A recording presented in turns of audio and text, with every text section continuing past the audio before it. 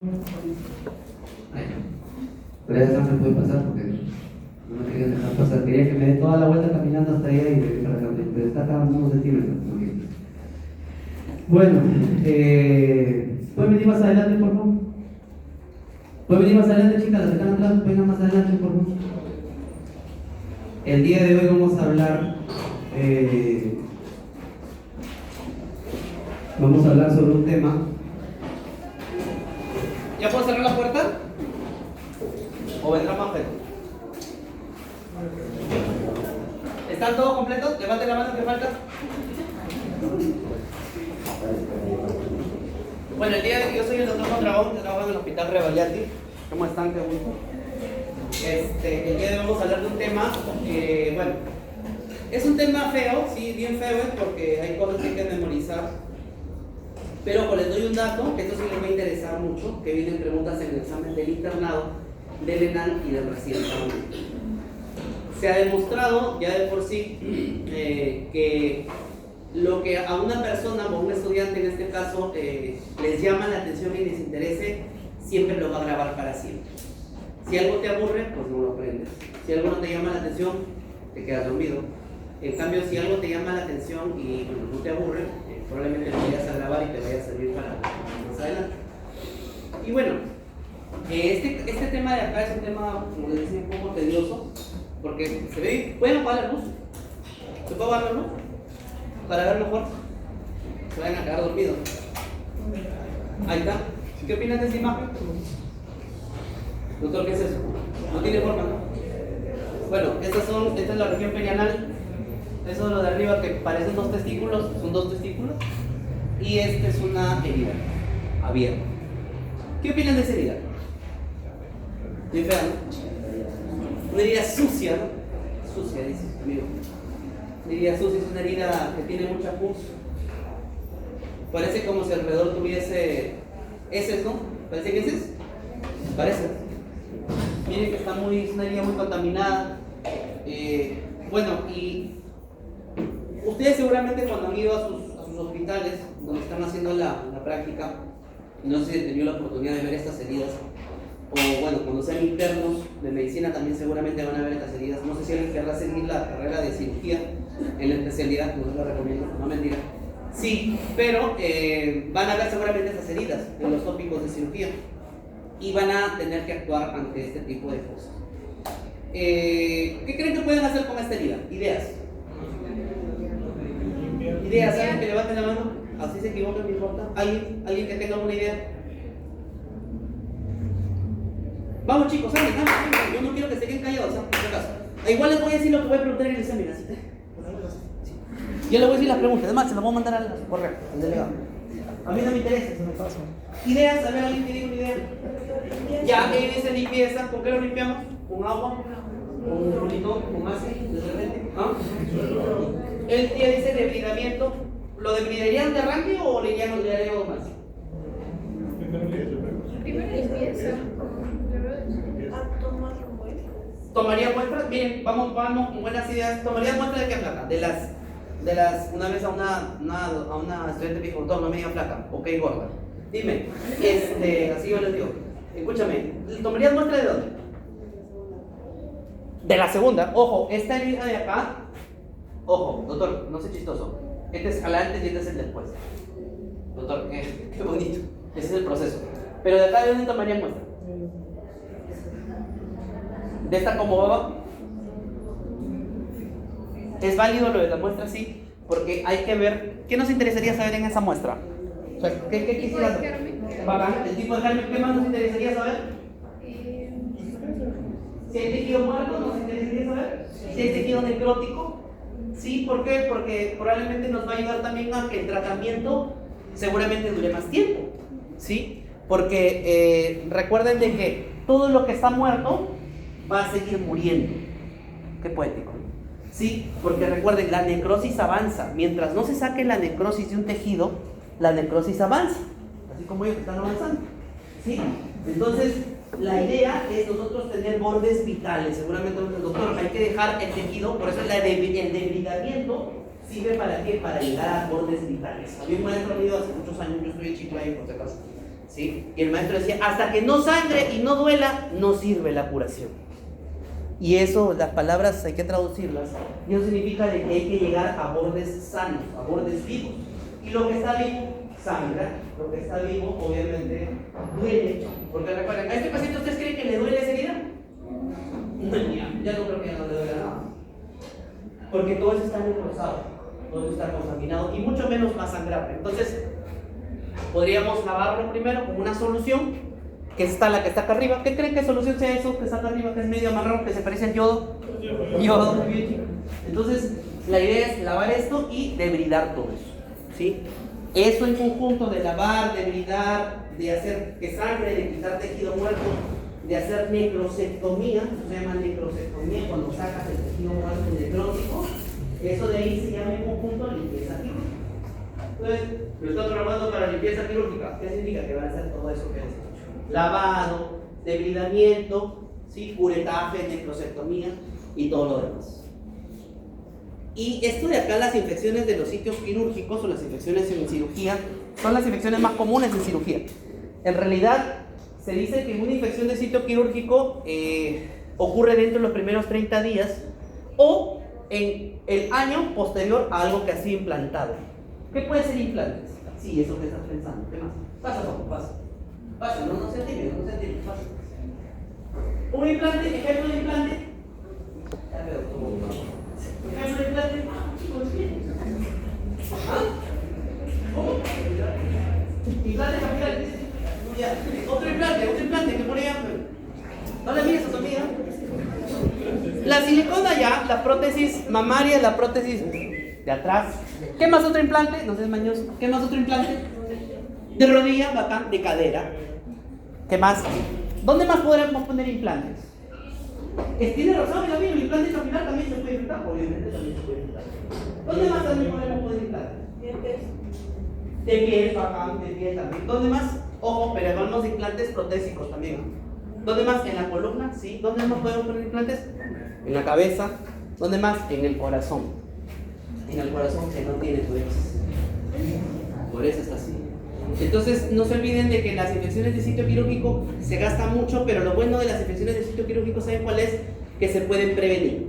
Y justamente la CDC en inglés, que es una entidad que rige a nivel americano, rige sobre todo para el tratamiento de las infecciones, creó algunas estrategias para evitar las infecciones de sitio quirúrgico.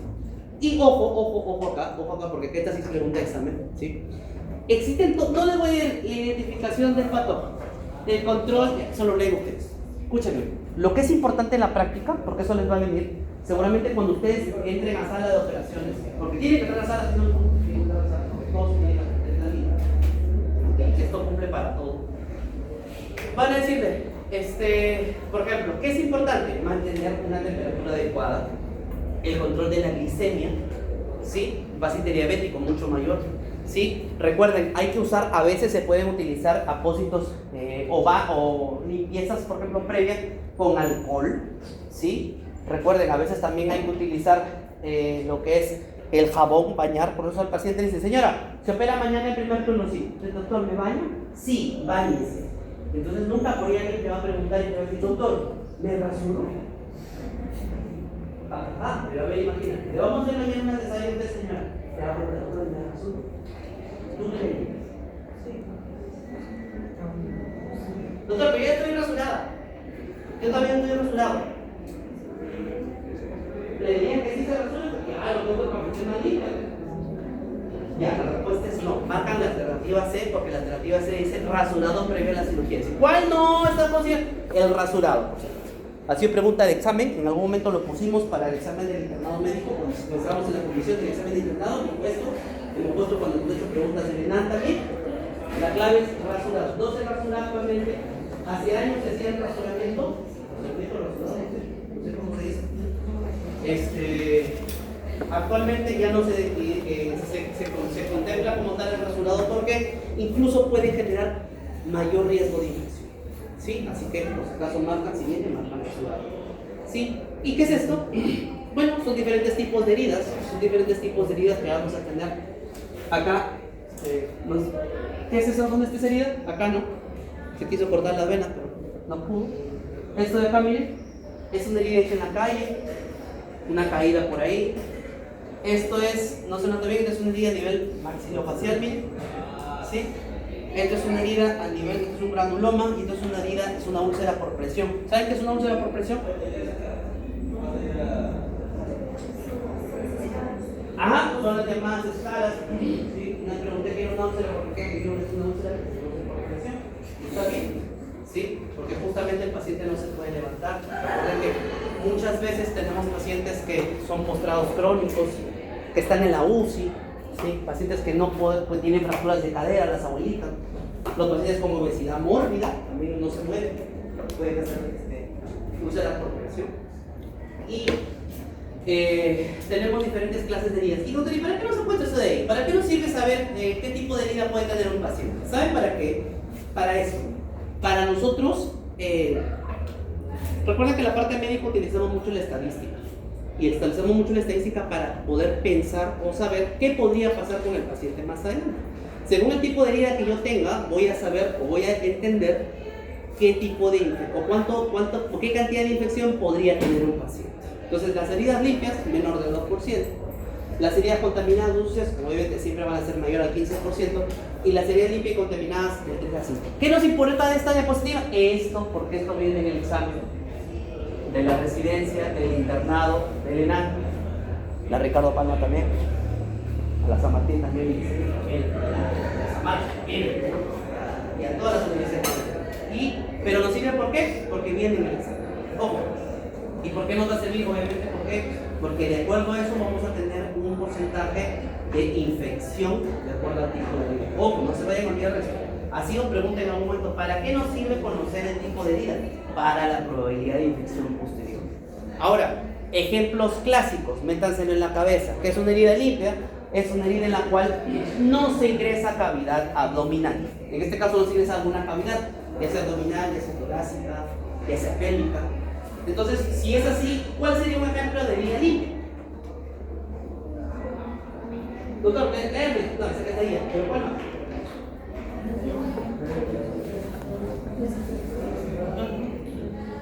Las heridas que le hacen a los pacientes, especialmente por ejemplo a las famosas fracturas o las famosas dermolinfectomías o todas esas cositas con implantes, ¿será una herida limpia?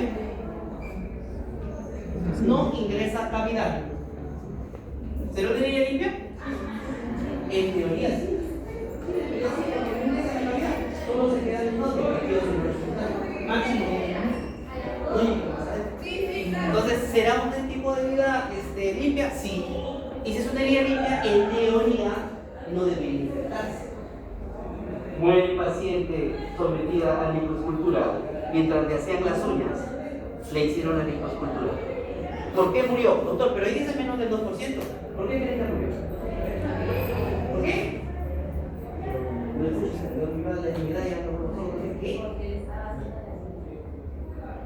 Ya, vamos a traducir esa mejor idea, porque le están haciendo las uñas significa lo que quiso decir su amiga. ¿Qué quiso decir? Que mientras le estaban haciendo las uñas, seguramente no se lavaron las manos, no hicieron una adecuada asepsia y episepsia de la zona operatoria y agarraron probablemente algún germen por ahí y, sin querer, infectaron. Entonces, cuando ustedes vean la noticia, pero van a ver por ahí Instagram,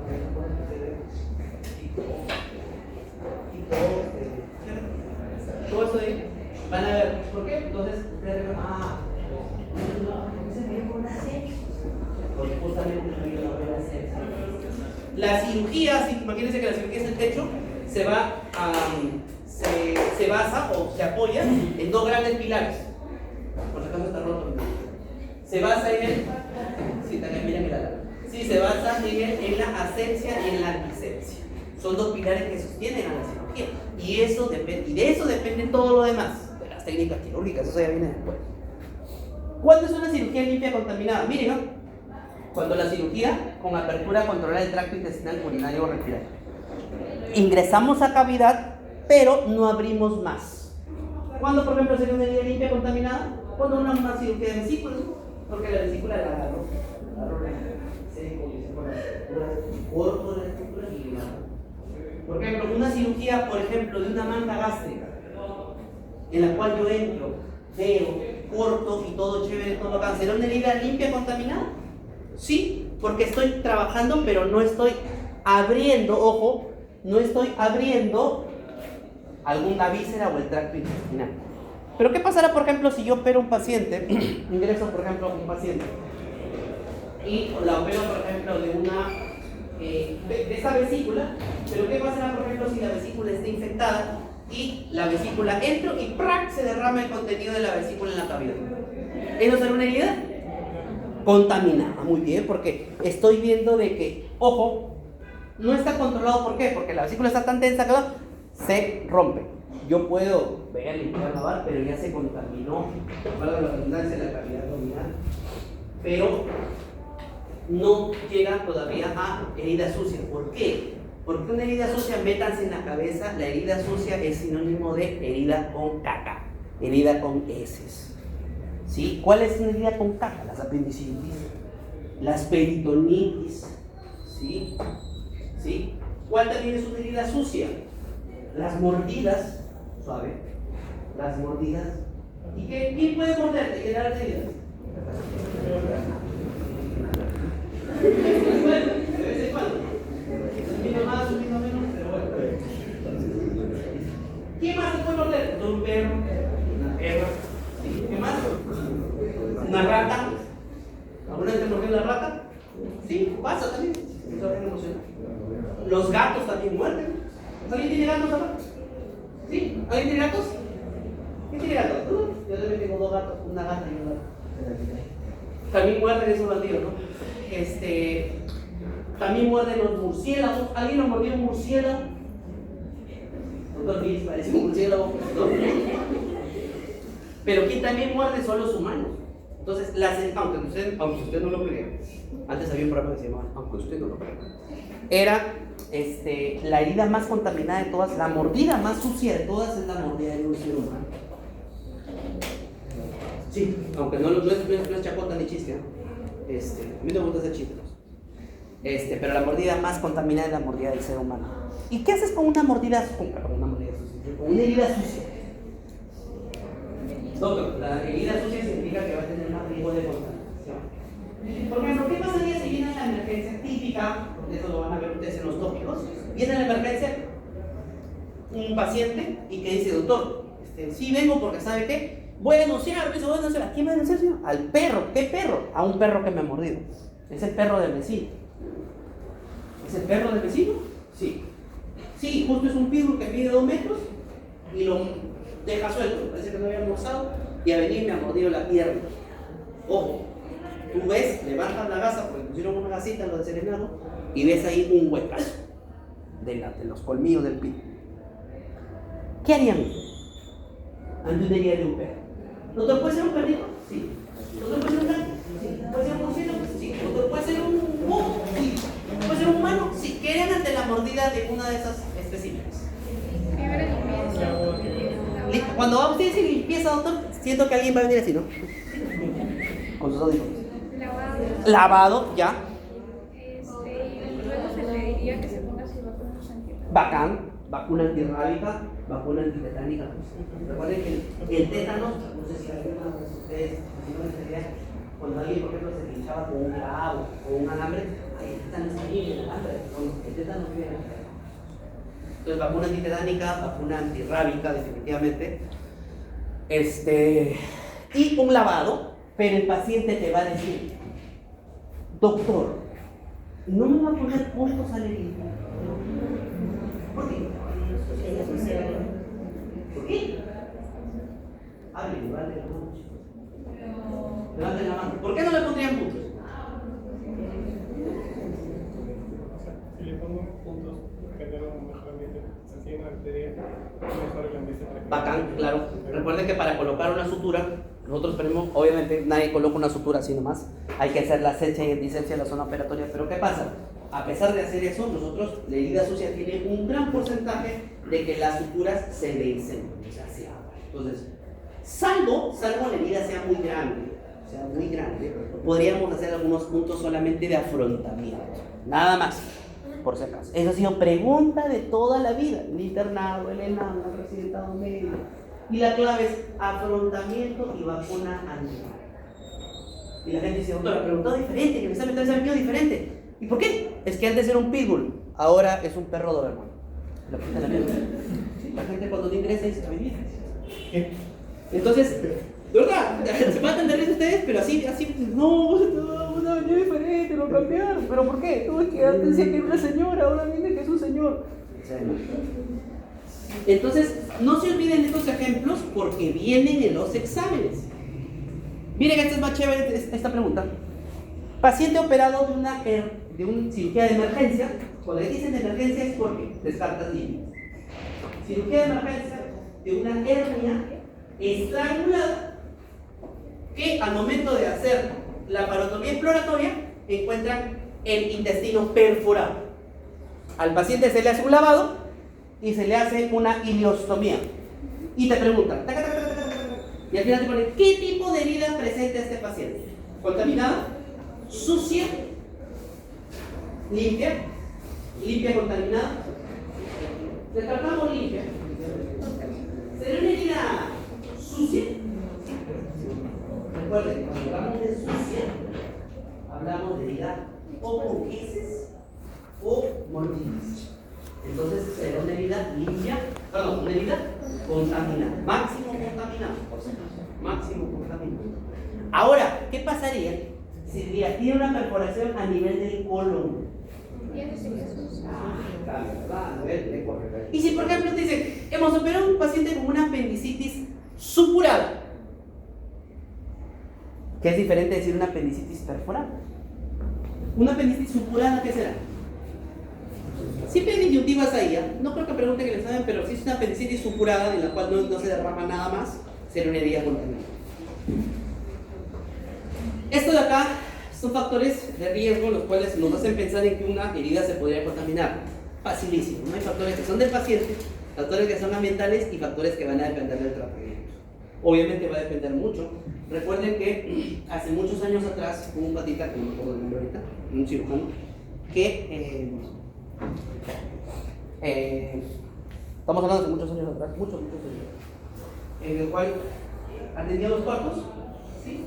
Pero obviamente antes atendía los cuartos sin mano plata, ni siquiera se lavaban, ¿sí? ¿Y qué pasaba? Que con el transcurrir de los días algunas puérperas morían. ¿Qué pasó? Y el bebito, unos morían, otros vivían. Entonces se comenzaron a meter la culpa, ¿no? El ginecólogo dijo, pero hiciste mal, no, pero hice bien, no, pero con la partera, no, mira, no, pero tú tienes experiencia. Entonces le comenzaron a morir y comenzaron a decir el método científico, ¿no? Primero es observación, de ahí se plantean las hipótesis, la parte experimental. Entonces la gente dijo, oye, pero ¿por qué toda la gente está diciendo, no, pues te murió a ti, no, mira, tú eres salado, no, mira, tú eres de Keiko, no, tú eres de Sánchez, no, tú eres de Loco, tú eres de Lulias, no vale para nada, a ti te gusta el fútbol, listo. A ti no te gusta el switch, a ti no te gusta el picante, todo el mundo se metió la culpa. Y por ahí salió el patita y dijo, disculpen, quiero hacer una, como dice el Chapulín Colorado, quiero hacer una observación. ¿Y qué le parece si antes de todo nos lavamos las manos? Todo por el mundo. Chanel hizo caso. Perdedor. Y el patita solito, porque era uno de los más jóvenes, comenzó a juntar a la gente, a las puérperas. ¿Y qué creen? Que comenzó a lavarse las manos. Y atendía el parto lavándose las manos. Y increíblemente la mortalidad comenzó a bajar considerablemente. Un año tras año tras año. Por ahí, ¿qué creen que pasó? Como siempre pasa a veces en la vida, pasó por ahí uno que es más vivo, fue más vivo que él, y le dijo, oye, interesante esta tu idea.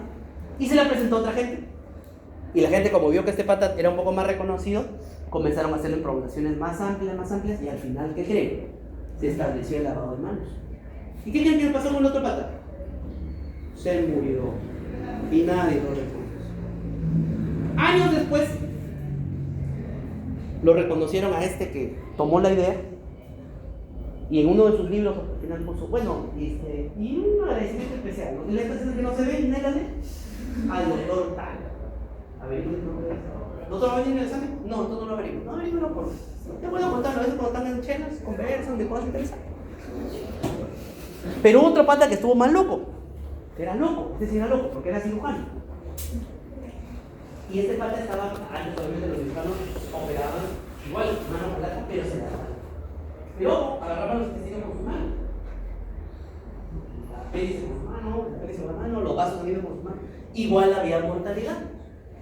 Y por ahí había un patita que era un cirujano muy excéntrico, que además de excéntrico era alcohólico y aparte era cocainómano, pero era un genio. Sí. Obviamente murió con todas las personas. Este patita se llamaba William Hastel. William Hastel lo que hace fue descubrir, inventar los guantes quirúrgicos. ¿Y qué creen que pasó después que inventó los guantes quirúrgicos? Nosotros siguió drogando, obviamente, pero disminuyó en cuantía las infecciones y la mortalidad. No se imaginan en cuánto disminuyó. Y a partir de ahí comienzan a hacer esto, ¿no? Cuando nosotros hablamos de la asepsia y antisepsia, la antisepsia es, ¿qué es la antisepsia? Es llegar a la asepsia, qué chistoso es usted, ¿sí? Utilizando un agente antiséptico. ¿Qué? ¿Han visto ustedes cuando ya vamos a operarlo o vamos a ponerle punto? ¿Qué hacen? Se lavan las manos. ¿Con qué se lavan las manos? Con agua, doctor, sí. ¿Pero qué más? Con la famosa clorexidina. Con clorexidina es un agente antiséptico y yo me lavo las manos. Cuando yo me lavo las manos hasta acá, invito a ponerla así. Parece que no, ¿verdad? Sí, nos ponemos así. Hemos hecho la antisepsia. Desde aquí hasta acá está aséptico. ¿Qué significa aséptico? Estéril, aséptico, o sea, sin gérmenes. ¿Sí? Pero desde aquí para abajo estoy séptico porque estoy sucio. Y más aún si no me he bañado. ¿Sí? Entonces, ¿cómo llego a la asepsia de esa parte que me falta? Con los mandiles estériles y con los guantes.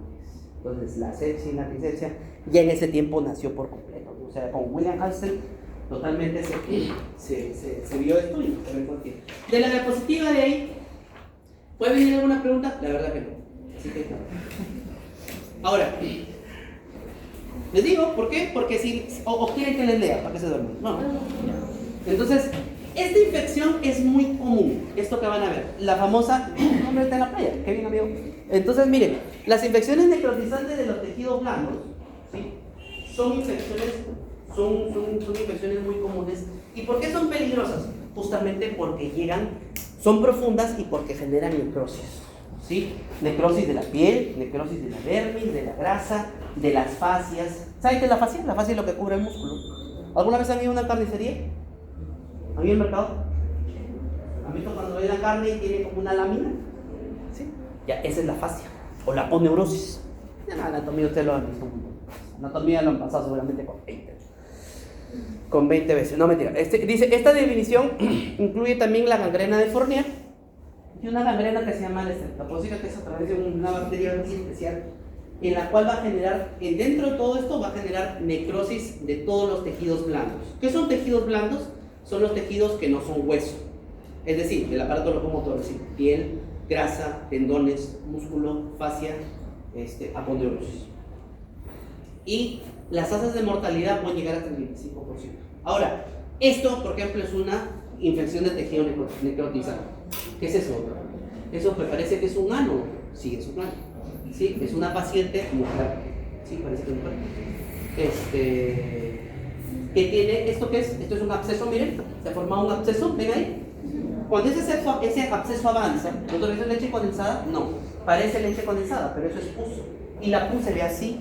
¿Y por qué se abrió la pus? Porque han hecho primero una incisión para sacar toda la pus. ¿Pero qué creen? Que esta pus ya avanzó. ¿Y ya avanzó hasta dónde? Miren, doctor, que así quedó, qué feo. Sí, ¿y por qué, doctora? Porque hicieron lo que ustedes hicieron al inicio.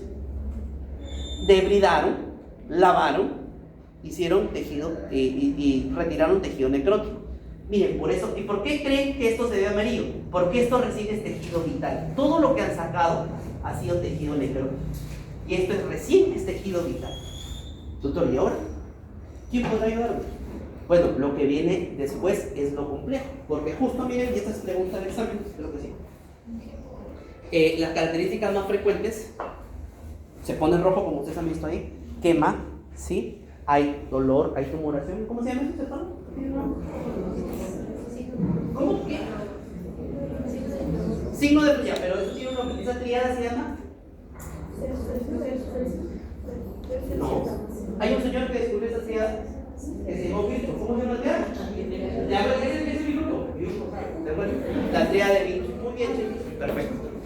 Miren, en 3 días hemos logrado tanto. Entonces, ¿qué vamos a encontrar también en este tipo de infecciones? Cuando tocamos, aparte de la tumoración, el dolor que siente el paciente, cuando tú tocas, esta piel suena así, como crepitar. ¿Saben qué es ¿saben qué es el crepitar? O sea, la onomatopeya. ¿Saben qué es crepitar? Bueno, no sé si ustedes alguna vez han visto, seguramente sí, o no sé. ¿Alguna vez han prendido ustedes, no se han prendido, sino han prendido leña y han visto cómo el fuego suena? Ya, eso se llama crepitar. Crepitar la leña. Y el fuego crepita. Pero cuando tú al paciente tocas, suena como si aplastaras una bolsita de agua. Este signo es un signo muy característico de las infecciones necrotizantes. Y cuando tú tocas, ¿sí? Suena como si hubiera adentro gas. ¿Y saben por qué se toca como si hubiera gas? Porque hay gas.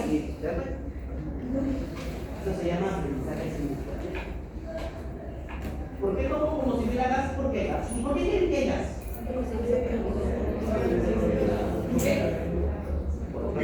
Ya va por ahí. ¿Por qué quieren que hay gas?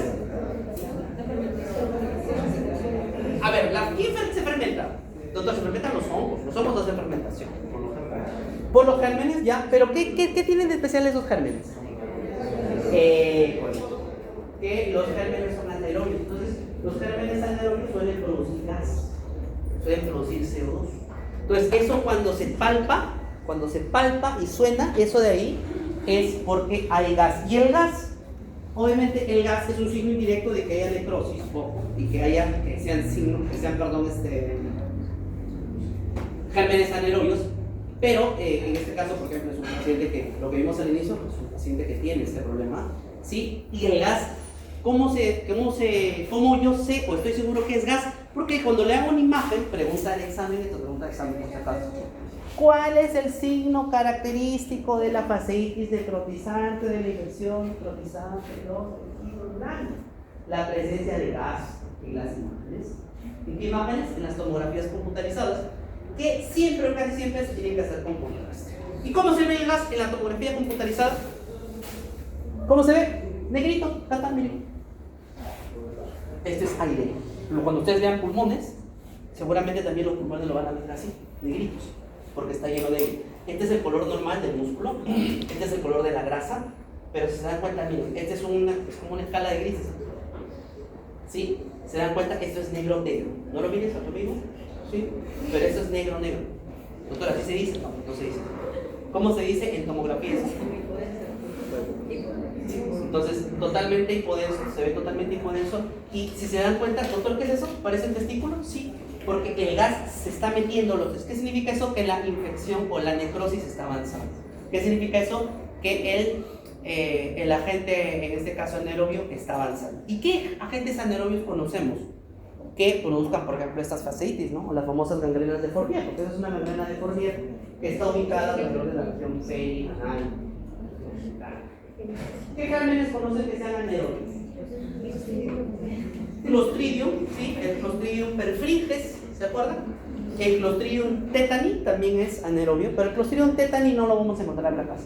El que casi siempre lo vamos a encontrar es el Clostridium perfringens. Pregunta de examen también, dice, ¿cuál de los siguientes sería el responsable de la fascitis necrotizante? Y te ponen el Escherichia y el Clostridium perfringens. Marcan la clave E. Bueno, ya no viene E, ahora en la D. Y el tratamiento de esto es un tratamiento multimodal. Esto también le va a venir en el examen, por si acaso. ¿Cuál no es parte del tratamiento? ¿Y en qué incluye el tratamiento? Incluye lo que ustedes han dicho: limpieza, cirugía, antibióticos, reanimación. Doctor, ¿cómo la reanima la herida? No, reanimación se refiere a qué? ¿En qué incluye cuando hablamos de reanimación? ¿Cómo? ¿Le hago RCP a la herida? Cuando hablamos de reanimación, ¿a qué se refiere? Todo lo que son electrolitos, hidratación.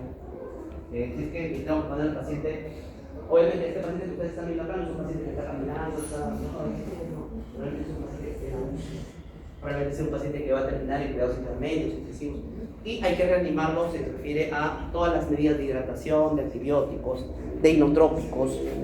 Luego que este está totalmente limpio, como ustedes lo vieron la herida que ya estaba con bordes vitales, ¿qué hay que hacer? hay que darle cierre a esa herida. Si la herida es pequeña, lo cerraremos con suturas y con puntos. Y si lamentablemente la herida el área es muy grande, ¿qué haremos? ¿Podremos utilizar qué creen? No, si lo suturamos es porque el área es pequeño. Pero si el área es muy grande, por ejemplo, como esta de señora de acá, ¿qué podemos hacer? Podemos utilizar colgajos, como hacen los cirujanos plásticos, o podemos utilizar, ¿qué más? Injertos de piel, ¿sí? O en algunos casos se utiliza algo que se llama terapia al vacío. ¿Qué es la terapia al vacío? Son como unas esponjas, ¿sí? Como unas esponjas que lo que hacen es el área comprometida, con esa succión hace que el área sea más pequeña y después se puede cerrar con puntos o con injertos también. Entonces, ¿qué incluye la terapia de esto? Esas 4 cosas, así que queden. Ahora, dentro de las infecciones del sitio quirúrgico, recuerden, las infecciones de los sitios quirúrgicos pueden ser de sitios superficiales o de sitios profundos. La otra clasificación. ¿Cuáles son las infecciones de sitio superficial? Las pequeñas, ¿no? Las infecciones de sitio operatorio, herida limpia, estas son de sitio superficial. Pero las de sitio profundo, ¿cuáles son? Las de sitio profundo son los que hemos visto, las fasciitis o las necrosis, y las de sitio que se llama así, de sitio profundo cavidad, son los accesos intraabdominales. ¿Sí me entienden, no? Heridas superficiales, profundas, de tejidos blandos, profundas de sitio cavidad, que es esta de acá, el acceso intraabdominal. ¿Cuándo se produce un acceso intraabdominal? ¿Qué es un acceso intraabdominal? ¿Ideas? Un acceso intraabdominal, ¿cómo cree usted que se puede producir un acceso intraabdominal? ¿Alguna idea? Nada. ¿Alguien? Sambo, habla. ¿Cómo cree que se produce un acceso intraabdominal? No sé, cualquiera que sea Sambo, no responda. Chino, que quiera ser chino, ¿no?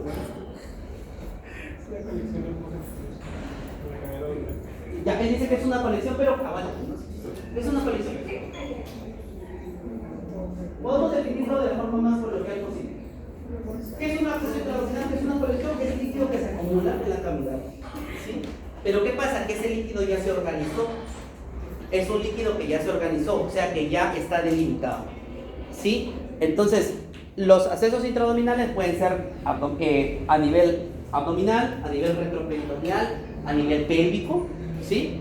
Y obviamente, recuerden ustedes que todos los líquidos, cuando se acumulan en el abdomen, se pueden reabsorber. O sea, lo normal es que un líquido que hay en el abdomen, recuerden que intraabdominalmente el líquido peritoneal está circulando. ¿Saben cuánto líquido peritoneal hay en el abdomen normalmente? Eso lo vimos seguramente en su primera clase. Cuando yo era la anatomía llevamos hace 4 años ya. Y por las putas aprobé, le pagué al profesor. Pero bueno, ¿se acuerdan más o menos de cuánto era? ¿Se acuerdan alrededor de cuánto? Casi 100 mililitros, normal de líquido peritoneal.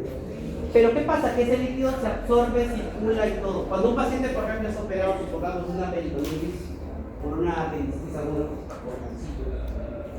¿qué va a pasar? Lo opero, le saco el lado, seco, todo. ¿Y qué pasa? Si yo no le dejo dreco, le dejo dreco, el líquido se acumula en el abdomen, pero lo normal es que haga el abdomen o el cuerpo absorba ese líquido con la ayuda de los antibióticos. ¿Sí?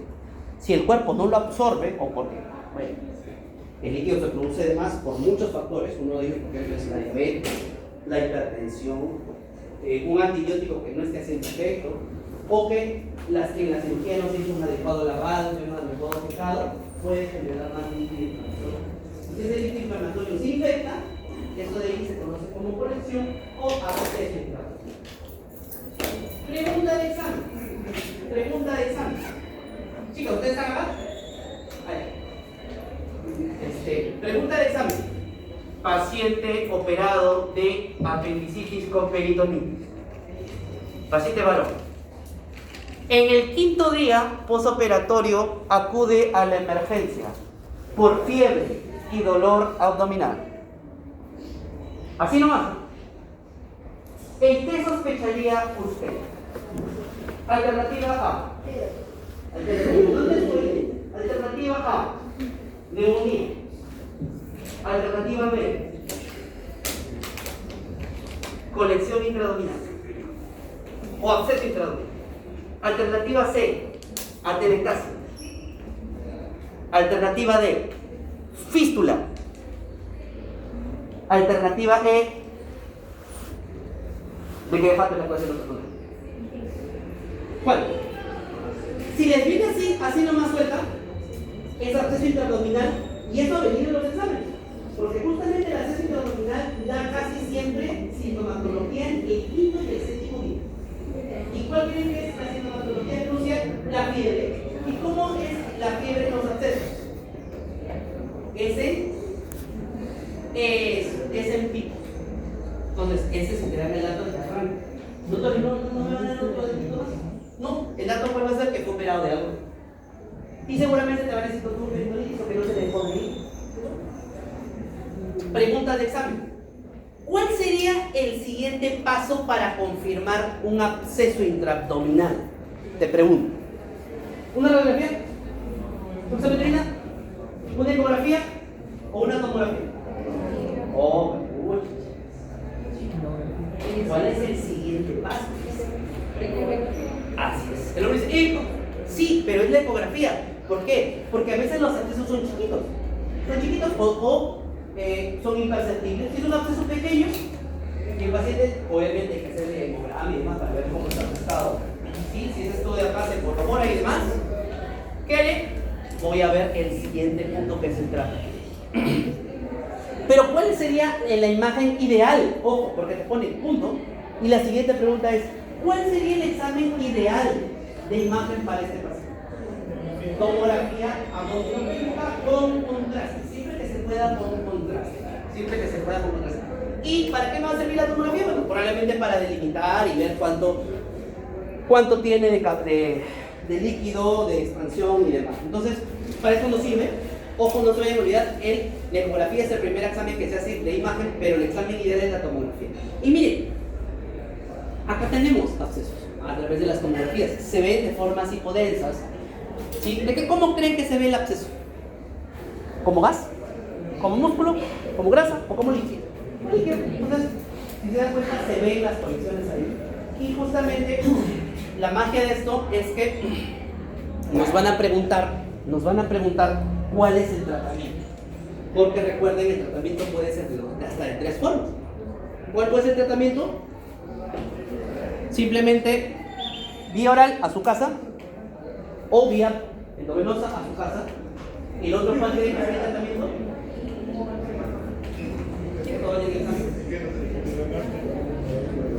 Levanten la mano el que diga que lo tenemos que operar.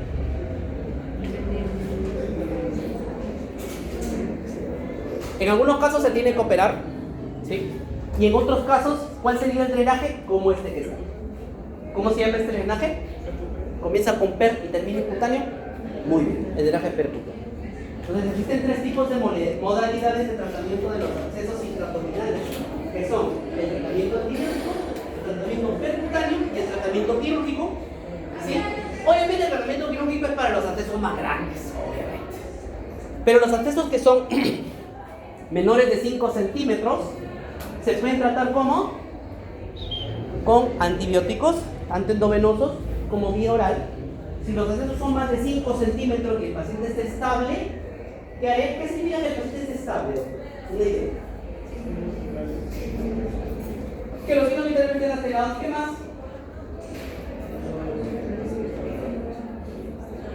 El hemograma. ¿Qué significa el hemograma? ¿Cómo cree que esté? ¿Un paciente sabe cómo está el hemograma?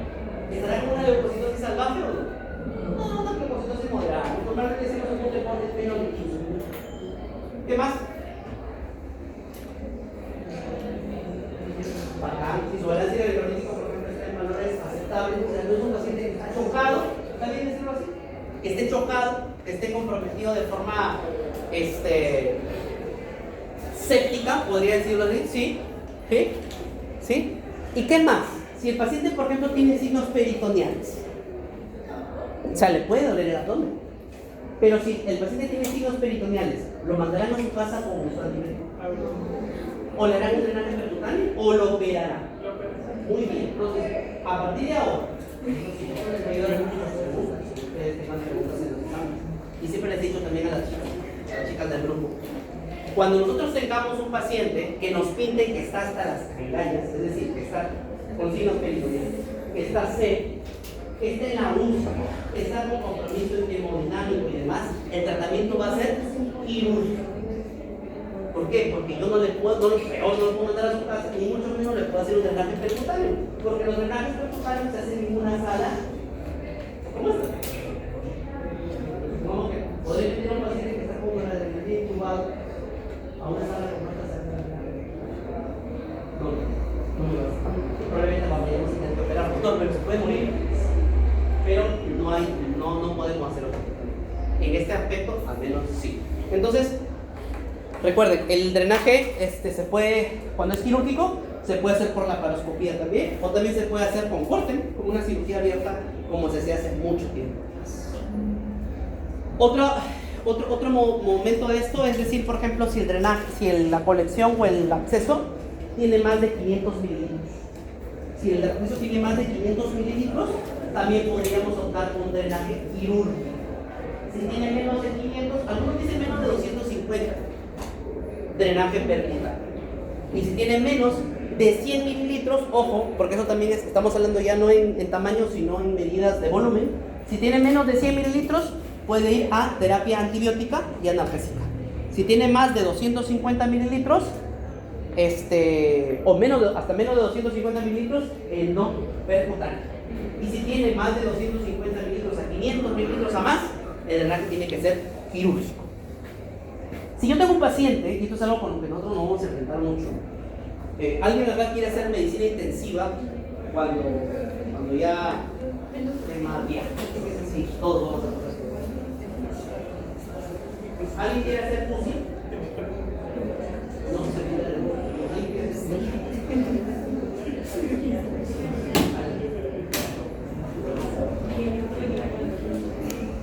Qué bonita la especialidad, qué chévere. Pero sinceramente yo no sé. La unidad de cuidados intensivos es... El médico de la unidad de cuidados intensivos es un engranaje muy cercano entre la vida y la muerte. Depende mucho. Pero depende mucho. Y si los pacientes no van bien, si los pacientes se curan adecuadamente, o las terapias que nosotros usamos en la parte quirúrgica no funcionan a veces, o funcionan a medias, porque lamentablemente la patología es así, puede llegar el paciente a un paso antes de la muerte, que es el shock. Entonces, un paciente que está en la UCI, como este de acá, que está intubado, pobre señor, doctor, parece un cyborg, tiene un montón de conexiones. Sí, parece un cargador, ¿no? Tiene bastantes cables. ¿Qué es esto? ¿Son celulares? ¿Están haciendo una transmisión en vivo? Son bombas de difusión, ¿no? Probablemente le estén pasando noradrenalina. Doctor, ¿crees que noradrenalina? Probablemente le estén pasando noradrenalina, vasopresina, adrenalina, una cosa. Y todo lo que termine en ina. Ese es un monitor, respiración, no de respiración, tiene líneas arteriales, tiene catéteres venosos centrales, ¿sí? Son pacientes que están muy graves, son pacientes que también nos podemos enfrentar ante ellos, y nosotros también tenemos que saber que a veces nos pueden llegar pacientes que terminan en shock o llegan chocados. Doctor, ¿eso que parece caca qué es? Es un paciente que tiene una peritonitis fecal. ¿Eso es una herida social? Sí. Obviamente, claro, ese chiste. Sí. Entonces, tenemos, esto es lo que llamaba la terapia del vacío, ¿se acuerdan? Las esponjas que disminuyen el tamaño, esa es una terapia vacío, también llamada sistema bajo. ¿Sí? Dense cuenta, miren cómo este paciente estaba, miren.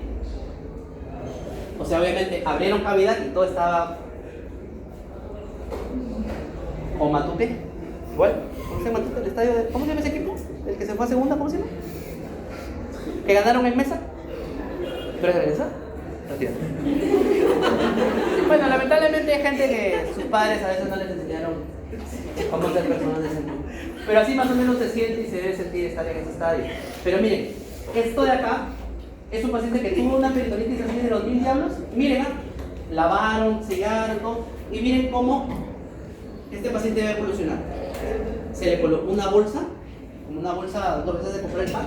No, esta es una bolsa especial para tratar de sellar ciertos espacios. Miren, le colocaron un sistema BAC y al final el paciente salió bien. Y en realidad, ¿por qué pasa esto? Porque lamentablemente a veces la enfermedad nos gana. Nosotros tenemos que tener límites, ¿no? Los médicos, como ustedes se gradúen en algún momento, van a llegar solamente ustedes pacientes. Los que quieran ser cirujanos, pues serán cirujanos. Los que quieren ser pediatras, pues serán pediatras. Los que quieran ser médicos, pues internistas lo harán. Los que quieren hacer cualquier especialidad, pues lo harán. Y lamentablemente a veces nos va a ganar la enfermedad. Como él, le ganó la enfermedad. Al baño, entonces recuerden, el desequilibrio que existe entre los marcadores inflamatorios nos puede generar el shock. Pregunta de examen: ¿cuál es el evento crucial, final, fundamental para que un paciente, así como nosotros, llegue a estar chocado? ¿Cuál será el evento fundamental? Que hay un desequilibrio entre los marcadores inflamatorios. Y el evento final, ¿cuál va a ser? Va a ser eso que dice ahí. La disminución del contenido de sangre y oxígeno que llega a los tejidos genera el choque. Entonces, hay diferentes causas por las ¿cuáles pueden ser causas para que el paciente llegue al shock? Por ejemplo, los desequilibrios entre los microbios y el hospedero, shock séptico, ¿sí? Los traumatismos con lesiones de tejido directas, ¿sí? Que pueden llegar al shock hemorrágico. ¿Qué más? Los famosos shock neurogénicos, ¿sí? ¿Sí? El shock cardiogénico, que hace que falle la bomba cardíaca y disminuya la cantidad de precarga y todas esas cosas que seguramente en algún momento leyeron, y espero yo no se hayan olvidado, porque yo sí casi me he olvidado. Entonces, esto es lo que genera, doctor, ¿qué es eso? Eso en el caso, por ejemplo, de un paciente que llega con shock hemorrágico. Supongan, por ejemplo, ¿alguien ha venido en carro? ¿Sí? ¿Tiene su carro? Doctor, no tenemos ni para la pensión. Pero por acaso, compañera, si tiene carro. No tiene carro. Tenía carro.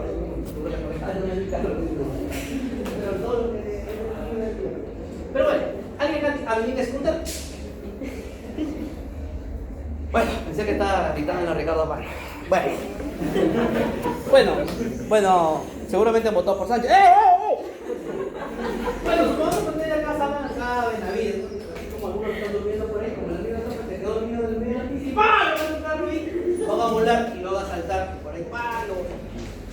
El hombre está totalmente desangrado y seguramente por ahí alguien lo ve y dice: ¿qué es esto, no? Bueno, lo llevan al hospital. ¿Qué hospital está cerca de acá? Casi muero, ¿no? Casi muero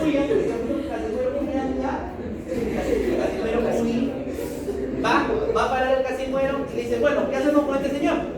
Va a llegar a la emergencia.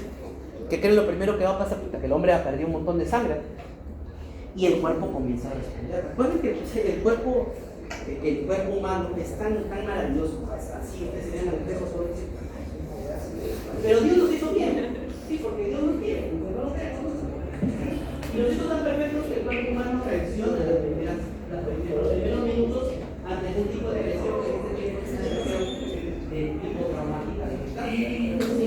Y lo que hace el cuerpo es en la cabeza. Cada vez que haya algún tipo de sangrado, no solamente por un accidente de tránsito, sino por ejemplo por una lesión arterial, en una cirugía, o por algún tipo de aneurisma que se rompe, por algún tipo de problema en cuanto a la hipovolemia, ¿qué es lo que hace el organismo? Lo que hace el cuerpo humano es tratar de centralizar toda la circulación. ¿Y a dónde lo llevan? Hacia los órganos nobles. ¿Cuáles son los órganos nobles? ¿Cuáles? El cerebro, el riñón y el corazón. ¿Y qué hace con los demás órganos? Pues lo deja en segundo plano. Entonces, si yo, por ejemplo, tengo un paciente que está sangrando, ¿qué voy a esperar, por ejemplo, que pase con los intestinos? Que pueda haber isquemia. ¿Qué puede esperar, por ejemplo, con la planta de los pies? Que se necrosen los dedos. ¿Qué puede esperar de repente con las mucosas? Que se sequen, que se agrieten. ¿Qué puede pasar, por ejemplo, con la parte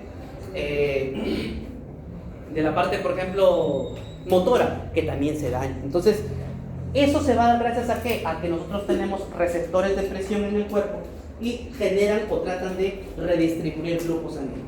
Obviamente ahí tiene que ver el riñón, la corteza suprarrenal y demás. Y todos esos eventos que van a pasar a nivel fisiológico, recuerden que mientras una persona sabe fisiología, sabe todo, ¿sí? Vamos a tratar de compensar como respuesta el tipo de agresión. En el trauma, como estamos hablando ahorita, suelen haber activación de ciertos factores inflamatorios. Y lo que más nosotros le tenemos miedo es a ¿qué? A que haya isquemia o hipoxia de los tejidos con posterior acidosis. ¿Ok? Todas estas cosas que vemos acá y lo leemos y dicen, ¿qué es eso? ¿Sí? Son respuestas del cuerpo ante las agresiones, ya sea a nivel de una sepsis o a nivel de un trauma. Entonces, al final todo conlleva ¿a qué? A que el ser humano, o bueno, las personas o los pacientes, lleguen a ¿qué? Al desequilibrio entre la perfusión ística o la perfusión de los tejidos. O sea, nos gana lamentablemente esto. A pesar de toda la respuesta que tenemos inmune innata, el paciente necesita una ayuda. ¿Y cuál es esa ayuda? Pues tratar de iniciarle en algunos casos, además de las sustancias que tenemos, iniciarle, por ejemplo, inotrópicos, iniciarle, por ejemplo, para medicamentos que van a ayudar a la circulación, a la mejora, a la contractilidad del músculo cardíaco, y todos esos medicamentos que nos van a ayudar. Antibióticos, ¿sí? Porque nos van a ayudar a mediar la inflamación. Y esto es una pregunta que viene en el examen. Y dice, ¿cuál de las siguientes sustancias es una sustancia antiinflamatoria? No se vayan a olvidar. Como siempre, la sustancia antiinflamatoria a la cabeza es la prostaglandina E2.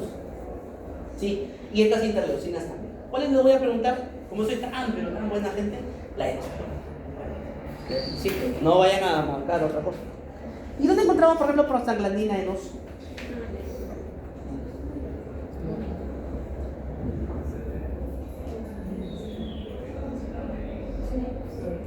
Las prostaglandina E2 antes hay unos medicamentos que se llaman Cytotec. ¿Alguien ha utilizado Cytotec alguna vez?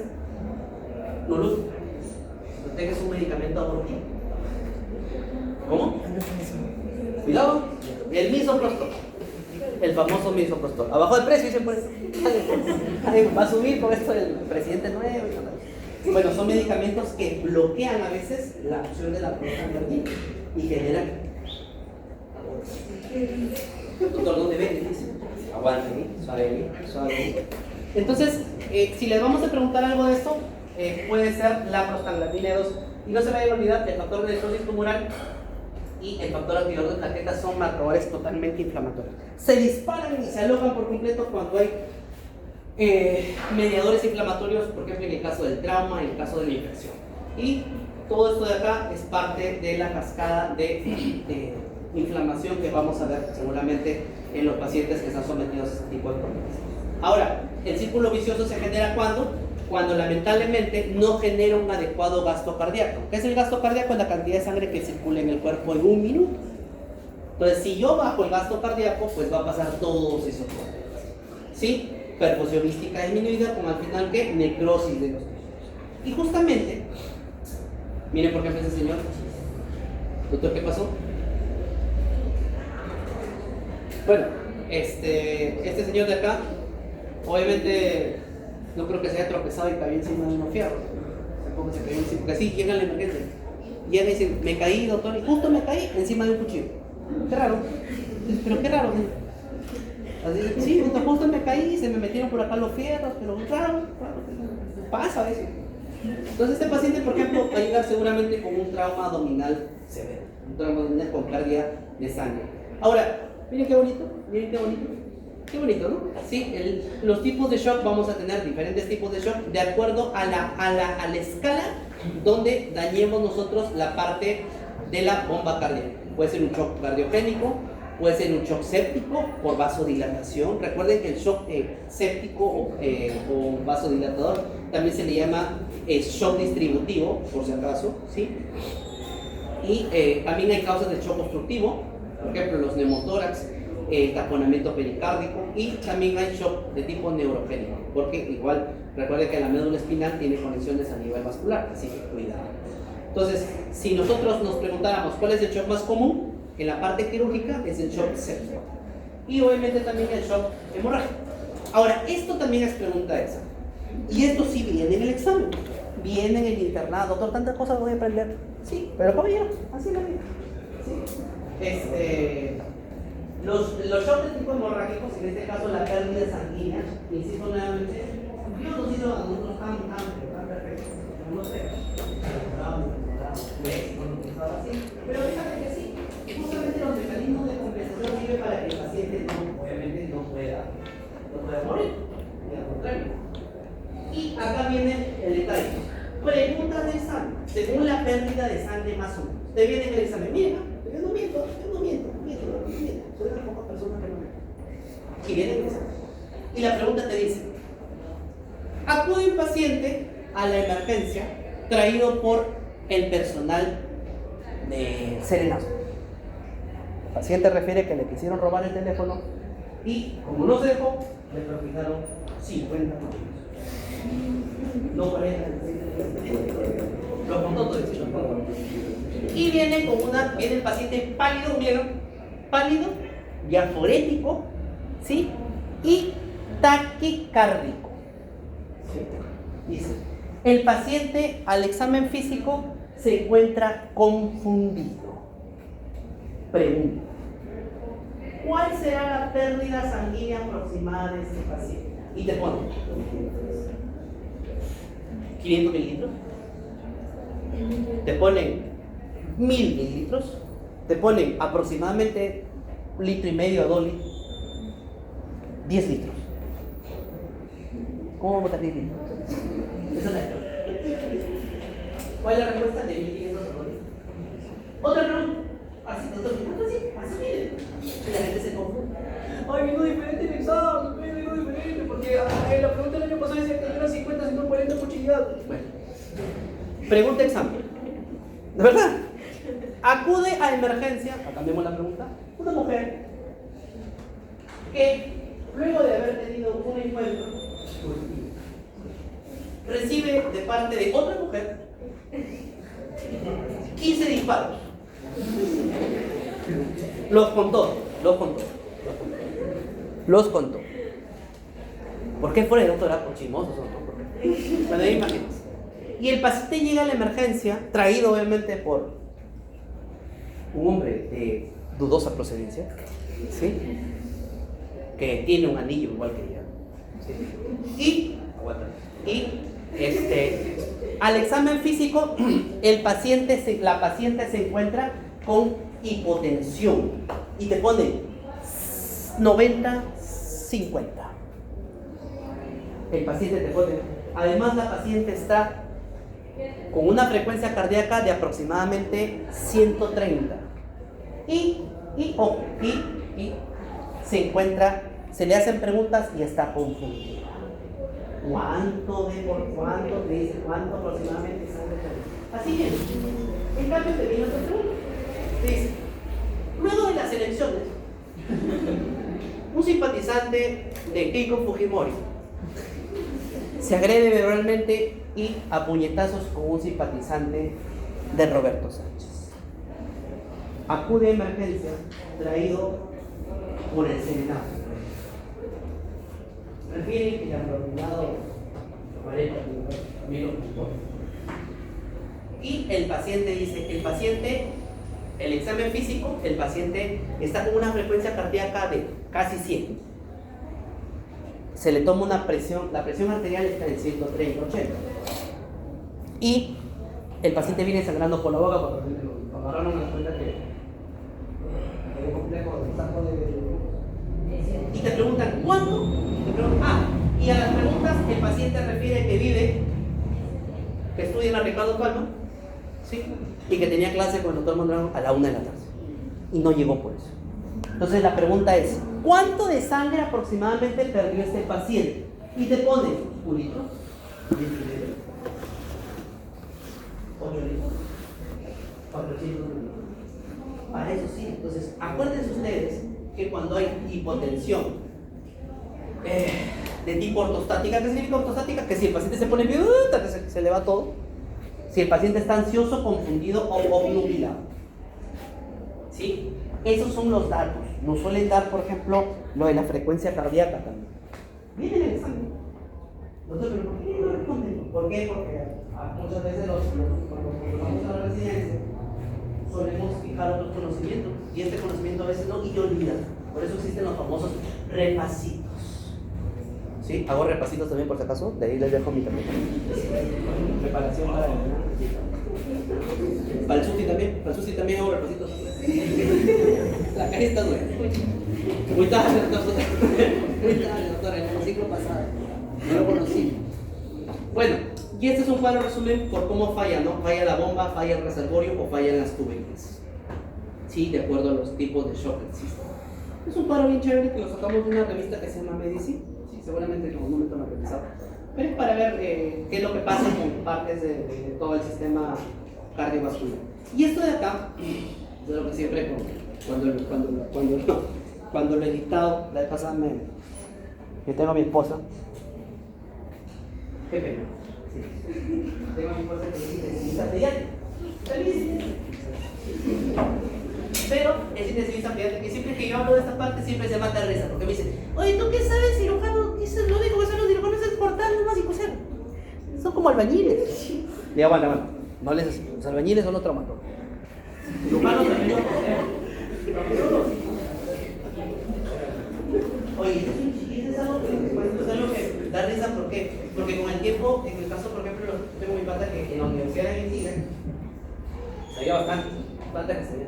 Y ahora es traumatólogo. Y la vez pasada me dice, oye, 8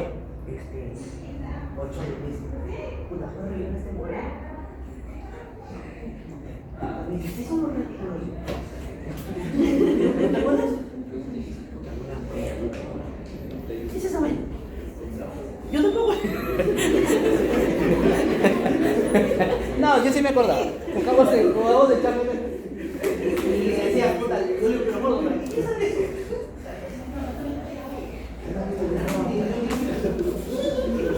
Ahí la foto, es lo único que los informa, si no tiene investigación. Y como somos varios patas, hay un pata que es cardiólogo, también mi pata lo llama, ¿no? Y mi pata cuenta las anécdotas. La pata me llamó al gordo, así de tomate, y quería saber si tú tienes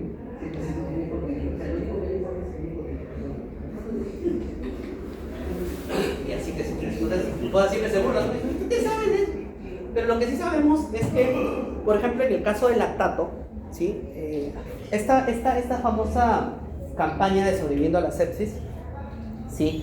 Es un conjunto de medidas que toman de la CDC también, de la Central de Enfermedades Infecciosas, ¿sí? Para idear estrategias para evitar, por si acaso ya como está loca acabando.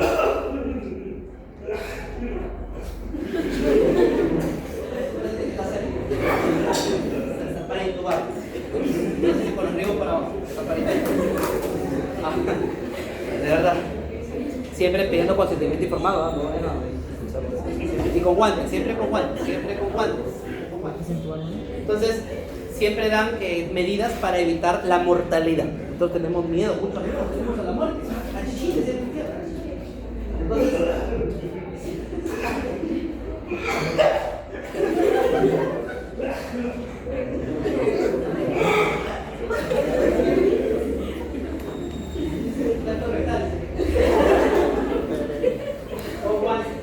con guantes y con silbatos y mucho amor. Miren, la campaña de sobreviviendo a la sepsis dice que normalmente el paciente llega a la UCI, llega chocado, y hay que obtener estos cuatro medidas que son importantísimos que pueden reducir la mortalidad. Ya saben. Yo no sabía que se debe pasar en la alma. Bueno, el lactato es un predictor de mortalidad, por si acaso que se presenta de examen. Doctor, ¿no nos dice lo que nos contó? ¿Le gusta? El predictor de la que sabe si la puta graba. ¿No está grabado, güey? El lactato, el punto de corte láctico, el lactato es un producto del metabolismo que nos va a indicar si hay cierto grado de isquemia, cierto grado de necrosis. Por eso el lactato también se mide, por ejemplo, en infartos, ¿sí? También se mide en otras especialidades, pero en este caso el lactato, el punto de corte siempre va a ser 2. Si tenemos un lactato mayor a 2 milimoles, pues es muy probable que el paciente esté lleno de isquemia. Por ejemplo, paciente que acude de emergencia por vómitos, ausencia de posiciones y de platos y está con distensión abdominal. Fue operado hace 5 años de 6 cirugías a nivel abdominal. Está obstruido, paciente que está con una obstrucción intestinal. En los exámenes tiene una leucocitosis de 15.000 leucocitos. Sí, tiene una creatinina en 1.5, deshidratadísimo el hombre. Sí, y además tiene un lactato en 3.2. ¿Qué significa eso? ¿Qué cree que significa eso? Isquemia de dónde? ¿De dónde isquemia? De los intestinos. Entonces, ¿para qué nos sirve el lactato, por ejemplo, en el caso de obstrucción intestinal? Para predecir que de repente puede haber isquemia a nivel intestinal, necrosis a nivel intestinal. ¿Y para qué nos sirve eso? Porque cuando nosotros vayamos a operar, le diremos a la familia, ¿sabe qué, señora o señor, o joven o jovena? Vamos a tener que hacer una resección del intestino porque muy probablemente haya necrosis intestinal. Entonces, el lactato es, ojo, es predictor de isquemia, predictor de mortalidad. Tenemos que obtener muestras de hemocultivo antes de administrar antibióticos. Recuerden que los antibióticos no necesariamente tenemos que utilizar antibióticos con un espectro mayor para decir que es mejor que otro. ¿Qué más tenemos que utilizar? Vamos a tener que utilizar, esto es importantísimo, cuando nosotros hablamos de la reanimación, también hablamos de la hidratación y vamos a tener que administrar soluciones cristaloides, 30 mililitros por kilo. Y si el lactato es mayor a 4, pues es mucho más. La pregunta de examen, ¿cuál va a ser? Según la campaña sobre la sepsis, ¿cuál no es una medida a adoptarse dentro de las primeras 3 horas? ¿Y qué creen que les voy a poner ahí? Administrar vasopresores. Esa va a ser la respuesta. Porque los vasopresores se ven después. Porque, ojo, cuando un paciente ya no responde, la presión ya no responde a las medidas de hidratación con cristaloides, ¿cómo se llama eso? Cuando la presión no mejora con cristaloides, ¿cómo Se le da coloide. y cuando hay shock, tenemos que utilizar vasopresores, ¿sí? Para la presión arterial media, ¿cuánto tiene que ser? Como mínimo, mayor de 65 milímetros de mercurio, ¿sí? Y si no, pues tendré que utilizar otros medicamentos, ¿no? Entonces, no se vayan a olvidar que el lactato igual hay que seguir midiéndolo, hay que seguir tomando hemogramas, controles y demás para ver cómo está. Entonces, si nos preguntaran esto es importantísimo, no se vayan a olvidar que el desequilibrio a nivel hístico y medición del lactato para ver índices de mortalidad. ¿Cómo mide el lactato? Nada, ¿no? Un análisis de gases arteriales. Y estos son los puntos clave, si quieren seguramente. Entonces, no se vayan a olvidar, el elemento central del shock es el tema de la perfusión hística. El shock más frecuente es el shock séptico, seguido del shock hemorrágico. No se vayan a olvidar ese cuadrito de la sintomatología que tienen los pacientes porque vienen los exámenes por si acaso. Y nada, ¿alguien tiene alguna pregunta? ¿Alguien? ¿No? ¿Ha estado claro? Seguramente vamos a tener un seminario, que es el seminario de complicaciones postoperatorias, ¿cierto? No sé con quién. ¿Este sábado? Este no hay.